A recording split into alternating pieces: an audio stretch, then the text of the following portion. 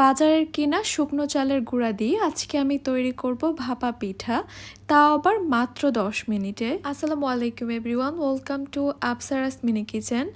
আজকে আমি আপনাদের সঙ্গে শেয়ার করব বাংলাদেশের জনপ্রিয় একটি পিঠা, ভাপা পিঠা। অনেক সময় দেখা যায় এই পিঠাগুলো তৈরি করার সময় ভেঙে যায় বা ফেটে যায়, আবার দেখা যায় কিছুটা ঠান্ডা হয়ে আসলে এই পিঠাগুলো অনেকটা শক্ত হয়ে যায়, খেতে একদমই ভালো লাগে না।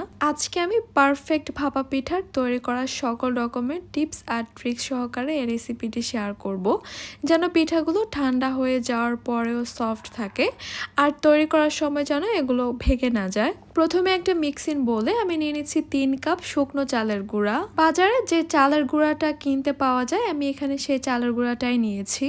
এবার এখানে আমি নিয়েছি হালকা কুসুম গরম পানি হাফ কাপ, এর মধ্যে আমি দিয়ে দিচ্ছি হাফ চা চামচ লবণ। এবার লবণটাকে আমি পানির সঙ্গে খুব ভালোভাবে মিশিয়ে নিয়েছি। এবার এই লবণ মিশানো কুসুম গরম পানিটা আমি অল্প অল্প করে এখানে দিব আর মিশাতে থাকবো। একসঙ্গে এখানে অনেক বেশি পানি দিয়ে দেওয়া যাবে না, অল্প অল্প করেই পানি দিতে হবে। অল্প করে পানি দিব আর সঙ্গে সঙ্গে এই চালের গুঁড়াটাকে খুব ভালোভাবে মিশাতে থাকবো। আপনারা চাইলে ভিজা চালের গুঁড়া দিয়েও ভাপা পিঠা তৈরি করতে পারেন।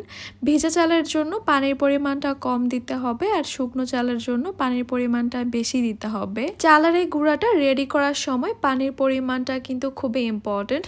পানির পরিমাণ যদি কম হয় তাহলে কিন্তু পিঠাগুলো ভেঙে যাবে আর ভিতর থেকেও কাঁচা রয়ে যাবে। আপনারা একটু খেয়াল করলেই দেখতে পারবেন আমি ঠিক কিভাবে এই চালের গুঁড়াটাকে পানির সঙ্গে মেশাচ্ছি। এমনভাবে মিশাতে থাকতে হবে যেন চালের গুঁড়াগুলো কোনোভাবেই শুকনো না থেকে যায় কোনো পাশ থেকে। কিছুক্ষণ ভালোভাবে মিশিয়ে নেওয়ার পর এবার আমি একটু চেক করে নিব এই চালের গুঁড়াটা রেডি হয়েছে কিনা। কিছুটা চালের গুঁড়া হাতে নিয়ে মুঠবন্দি করলাম। দেখতেই পাচ্ছেন একদমই শক্ত হয়ে গেছে আর এভাবে ভাঙার চেষ্টা করলেও কিন্তু খুব সহজে গুড়গুড়িয়ে পড়ে যাচ্ছে না, দলা দলা হয়ে থাকছে।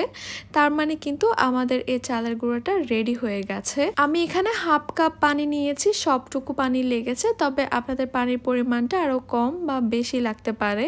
এবার আমি 10 মিনিটের জন্য একটা ঢাকনা দিয়ে ঢেকে চালের গুঁড়োকে রেখে দিব একটা পাশে সেট হওয়ার জন্য। 10 মিনিট পর আমি ঢাকনাটা সরিয়ে নিচ্ছি আর দেখতেই পাচ্ছেন আমাদের পিঠা বানানোর জন্য এই চালের গুঁড়োগুলো কিন্তু এখন একদমই রেডি। এখন এখান থেকে আমি অল্প অল্প করে চালের গুঁড়া একটা চালনিতে নিয়ে নিব। এবার এই ছাঁকনির সাহায্যে আমি এই চালের গুঁড়োগুলোকে চেলে নিচ্ছি। চালের গুঁড়োগুলো এভাবে চেলে নেওয়াটাও কিন্তু খুবই ইম্পর্টেন্ট। এইভাবে চেলে নেওয়ার কারণে এই ভাপা পিঠাগুলো অনেক বেশি সফট হবে আর বেশ অনেকটা সময় ধরে এগুলো সফটও থাকবে। চেলে নেওয়ার পর এই চালের গুঁড়োগুলোকে আমি একটা সাইডে রেখে দিচ্ছি।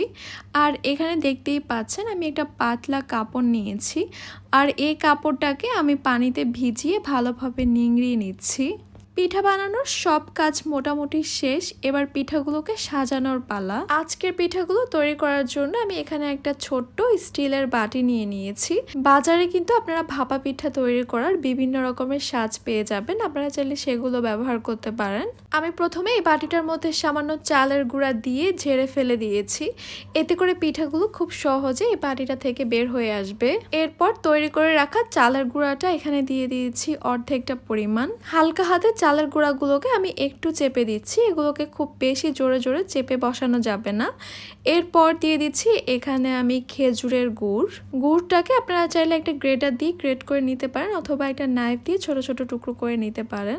এরপর দিয়ে দিচ্ছি এখানে আমি কোরানো নারিকেল। ভাপা পিঠার মধ্যে গুড় আর নারিকেলের পরিমাণটা একটু বাড়িয়ে দিলে খেতে বেশি ভালো লাগে। নারিকেল দেওয়ার পর আমি আবারও কিছুটা গুড় দিয়ে দিচ্ছি।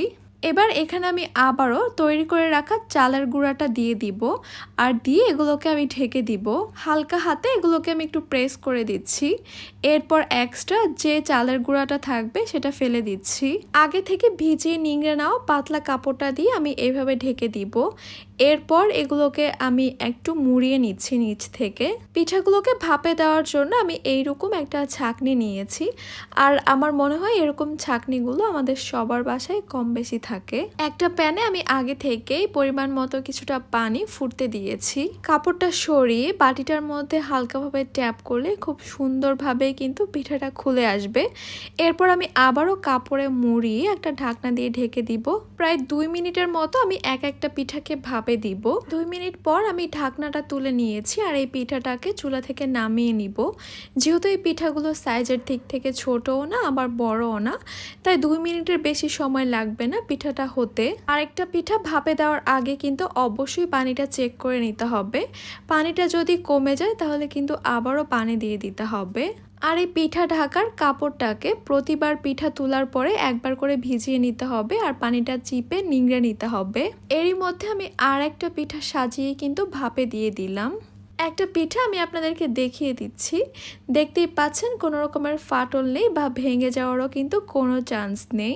গুড় আর নারিকেলের পুরে ভরা ভাপা পিঠা। আমি একদমই সহজভাবে আজকের এই ভাপা পিঠার রেসিপিটি শেয়ার করার চেষ্টা করেছি, যেন বাংলাদেশের এই ঐতিহ্যবাহী পিঠাটি বা জনপ্রিয় পিঠাটি যে কোনো কেউ তৈরি করে সবাইকে খাওয়াতে পারে। দেখতেই তো পেলেন কত কম সময়ের মধ্যে বেশ অনেকগুলো ভাপা পিঠা তৈরি করে নেওয়া যায়। একটা পিঠা ভেঙে আমি আপনাদেরকে একটু ভিতরটাও দেখিয়ে দিচ্ছি। দেখতেই পাচ্ছেন গুড় আর নারিকেলের পুরে ভরা ভাপা পিঠা। আমার মনে হয় আমার আজকের এই ভাপা পিঠার রেসিপিটি দেখার পর ভাপা পিঠা তৈরি করতে আপনাদেরকে আর কোনো সমস্যার মধ্যে পড়তে হবে না। আশা করছি আমার আজকের রেসিপি আপনাদের কাছে খুবই ভালো লেগেছে আর সহজও লেগেছে। তাহলে আজকে এ পর্যন্তই। সবাই অনেক বেশি ভালো থাকবেন, সুস্থ থাকবেন। আল্লাহ হাফেজ।